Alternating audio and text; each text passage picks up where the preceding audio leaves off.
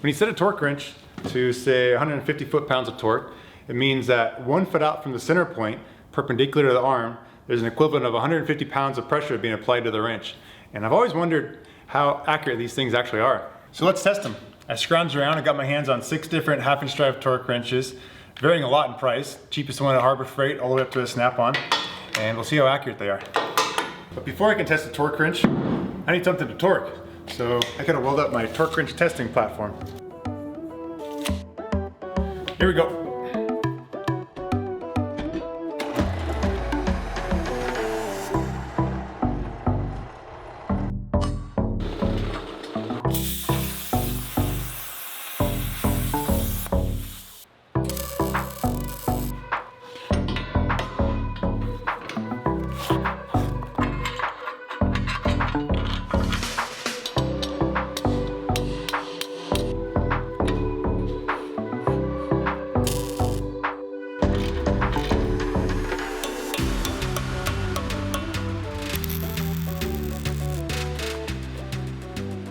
Okay, done. Got the shaft on there and 2 bearings, and the arm's counterbalanced, which is really important, so the weight of the arm doesn't come into play here. It'll stop at any point and it's counterbalanced. And then I really carefully mounted this piece up here to make sure this angle here is 90 degrees, which is the really important part. And that's why this type of scale is perfect for this, because it doesn't stretch as you weigh it. A spring scale that stretches as you add more weight to it, the arm would travel down and you lose that 90 degrees in there. And so it wouldn't be an accurate way to measure the amount of torque you're putting on it. Okay, I think I'll do 3 tests with each torque wrench and take an average of them. And I'm gonna start with the cheapest one, which is the Pittsburgh. Comes in at a whopping $21.99 at Harbor Freight. These cheaper torque wrenches are the limiting factor in this test. They only go up to 150 foot-pounds of torque, while the more expensive ones go up to 250. So we're gonna set all of them at 150, so they're all the same for this test. To set a torque wrench, you use the inside mark. The line comes up to the number, but that's so you can see the number when you're setting it. And then the numbers around the handle here are if you want to increase it. So it's on 100 right now, but if I want to go to 102, just line up to 2 there. And on this one, each half turn is 10 pounds. Okay, there's 150. Okay, see what happens. I honestly have no idea what to expect. I would hope it'd be like within 25 pounds, so 125 to 175. Let's see.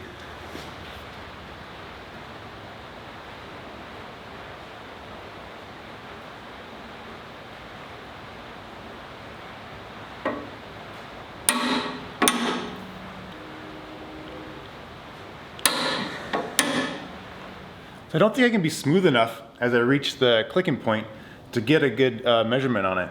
So what I did was bolt a piece of tubing to the underside of my table, and I can tie a rope to it, and I bring this back up, and then I can hook the handle with the rope, and I'll just twist the rope with a bar, which I think will be a lot more precise as I reach the clicking point.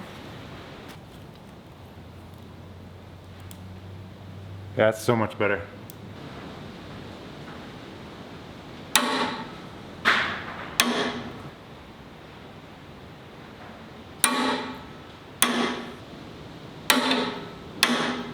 Okay, let's check the results. Going frame by frame here. 148, 150.75, and 146.2. So that actually is a lot closer than I was thinking it would be. That's pretty impressive, especially for 22 bucks to be 145 to 151. Man, can't complain about that.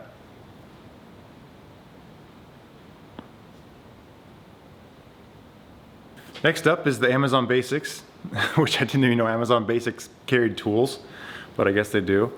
And this one looks eerily similar to the Pittsburgh. I mean, they are just almost identical.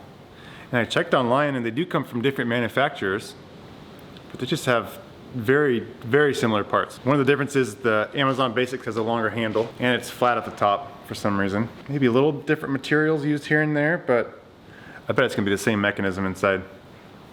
Let's see how it does. One really nice perk of the Amazon Basics version over the Pittsburgh is that it costs $8 more for some reason.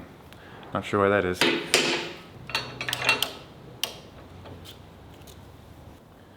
Here we go. Amazon Basics.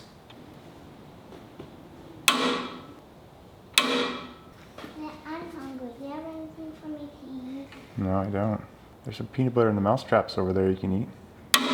Dad. A little wider range in that one than I was expecting. I mean, I was expecting both the cheap ones to be a little more inaccurate, but the Pittsburgh did pretty good and the Amazon Basics had a little bit more of a range.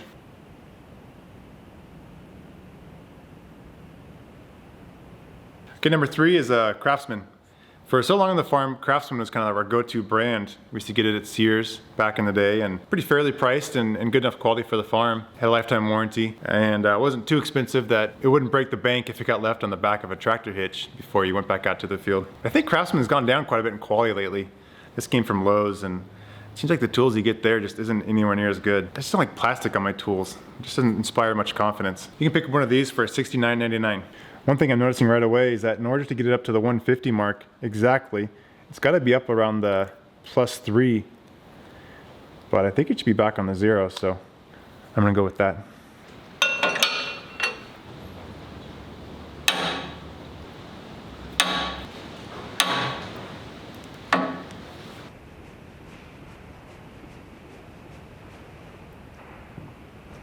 I do like that the Craftsman has a longer arm on it. Get a little more leverage on it and control. And the numbers are really legible, a lot more legible than the last one. The next one is the Icon, which is Harbor Freight's pro line of tools. It's definitely a step up from the Pittsburgh brand. This wrench will run you $139.99. And this is a split beam torque wrench, which just uses a different mechanism for setting the tension. This one has a little dial right here that you just turn to what you want. And the nice thing about split beams is you don't have to worry about releasing the tension to store it. You can just leave it where it's set. With this dial, you can't quite fine tune the amount like you could on the other one. On the other ones, you could turn it up 1 pound at a time if you wanted to. I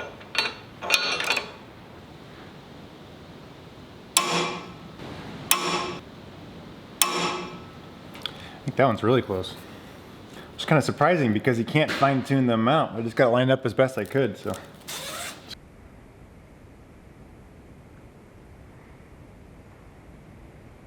Next wrench is the one that comes out of my toolbox.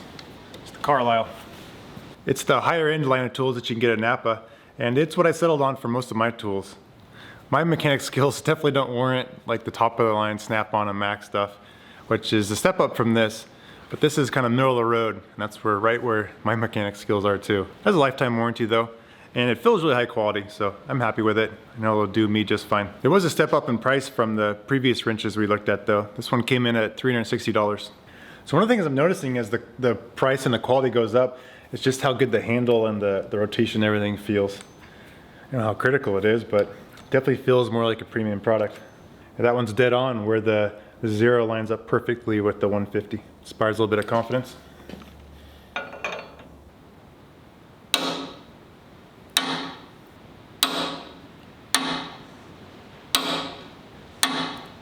I don't have any allegiance to Carlyle, but I'm still kind of rooting for it, just so I don't feel like a dummy for having spent my money on it.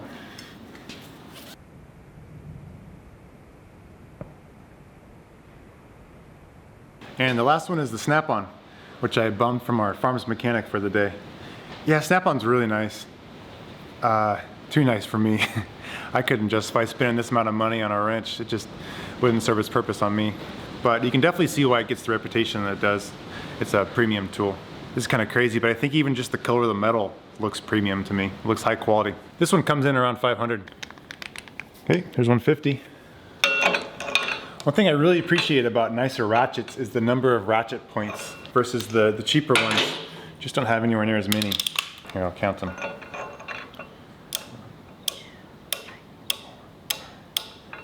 There's 6 there. Yeah, there's twice as many, there's 12 in the same span of the cheaper ones. And when you're wrenching on things, it just gives you more maneuverability and it's easier to get in awkward spaces when there's more spots that the ratchet will engage. I know mechanics had this one for a while, so I do think this one's been used quite a bit more than all the other ones, but you'd hope that wouldn't interfere with the accuracy.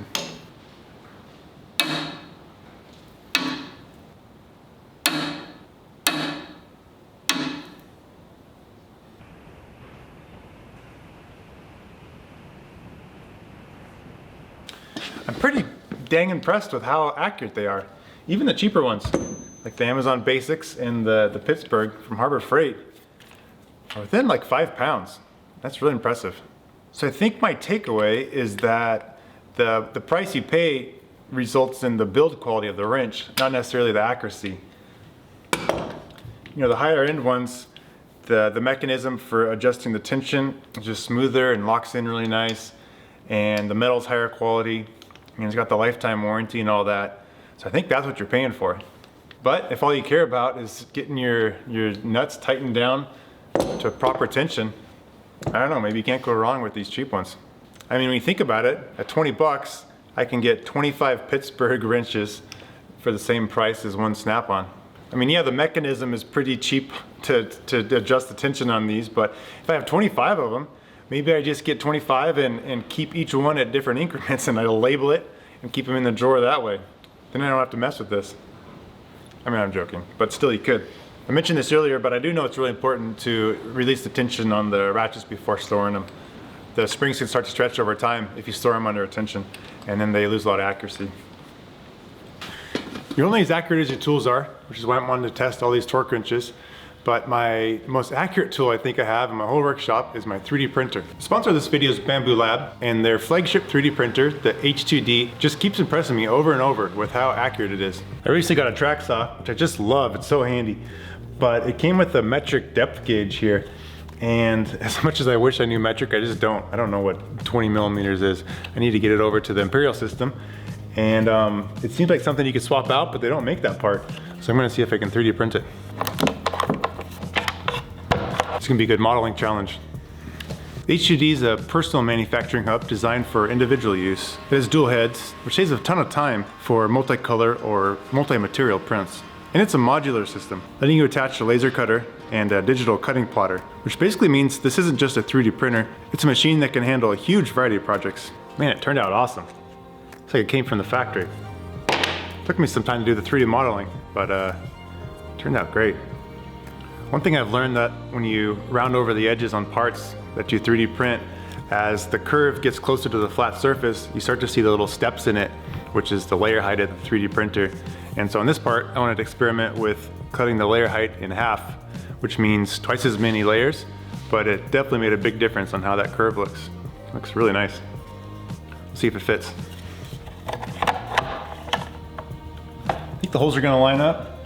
That's what I've loved about the H2D, is that I know that if I get it right on the computer in the modeling, that it's gonna come off the printer right. The inaccuracies are gonna be from me measuring and making a mistake there. It's not gonna be the printer's fault.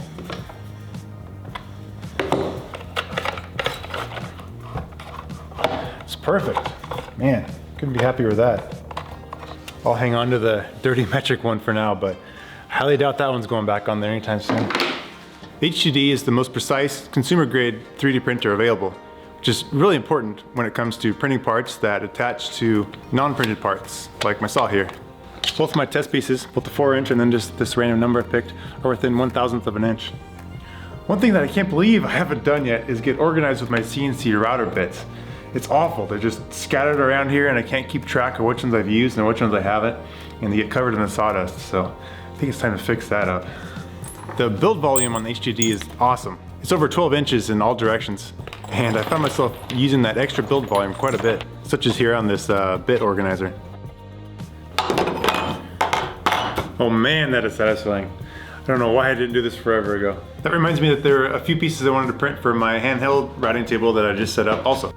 If you're someone who needs an advanced 3D printer with a larger build volume or dual nozzles, and you'd also like to have a laser without buying a separate machine, you really gotta check out the H2D from Bamboo. It's a tool that I found myself using all the time in my workshop, and to be honest, it's just a ton of fun to use. Thanks, Bamboo. Well, I have all this set up. I want to dig into some of the math behind the rotational forces and dust off my trigonometry skills. When I was preparing for this video, I got my head around calculating how much rotational force is being applied to the arm at different positions when it's hanging like this. I thought it was really interesting. This is my 100-pound dumbbell that I'm gonna hang from the arm. Okay, I got the Big Mama hanging down here, and it'll pivot on the same point that we were doing previously, which is 12 inches from the center point of the arm here. And so when it's hanging straight down, it's pretty obvious that there's zero rotational force being applied to it. But as the arm comes out to 90 degrees, that's when all 100 pounds of the dumbbell is getting transferred through the shaft, and it's 100 foot-pounds of torque.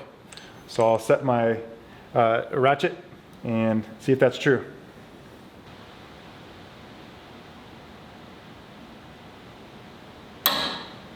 That's really close.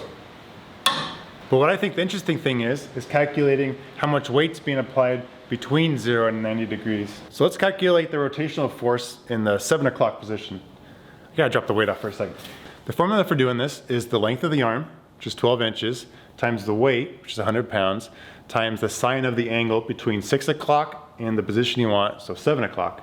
To calculate the sine of something, you're basically solving the side lengths of a right angle triangle. And in this situation, our right angle triangle is right here. We know this angle between 6 o'clock and 7 o'clock is 30 degrees. And because it's a right angle triangle, we know this last one is 60 degrees because all angles on a triangle add up to 180. We also know the hypotenuse is 1 foot long. And so with that information, I'm gonna cheat a little bit, redraw it in SketchUp, and we can get these two side lengths here. It's quick and easy for me doing this in SketchUp. Someone smarter than me, tell me in the comments how to calculate these the old-fashioned way. Now that we have our side lengths, we can calculate sine. So what sine is, like sine of 30 here, is we take the ratio of the opposite side of the triangle to the hypotenuse. So 6 divided by 12. The sine of 30 is 0.5. So for 7 o'clock, you've got the 1 foot arm times the 100 pounds times the sine of 30 degrees, which is 0.5. And that comes to 50 pounds. So let's check it and see how close we are.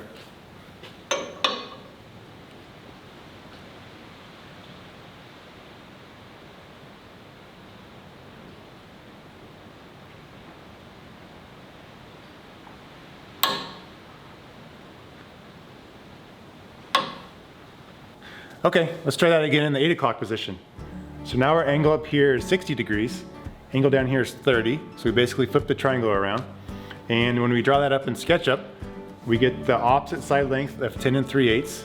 And we divide that by the hypotenuse. We get a ratio of 0.86. Okay, there's 86 pounds. And just like with my kids in bedtime, we'll see if we can make it to 8 o'clock.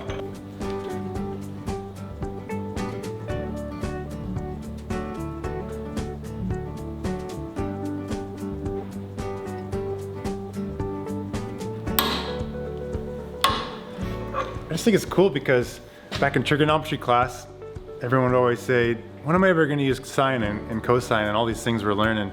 And here's a practical application where I actually got to use it and figure it out. And for me, it's just so much easier to get my head around something like this here in front of me versus trying to learn it from the book. So it's pretty cool.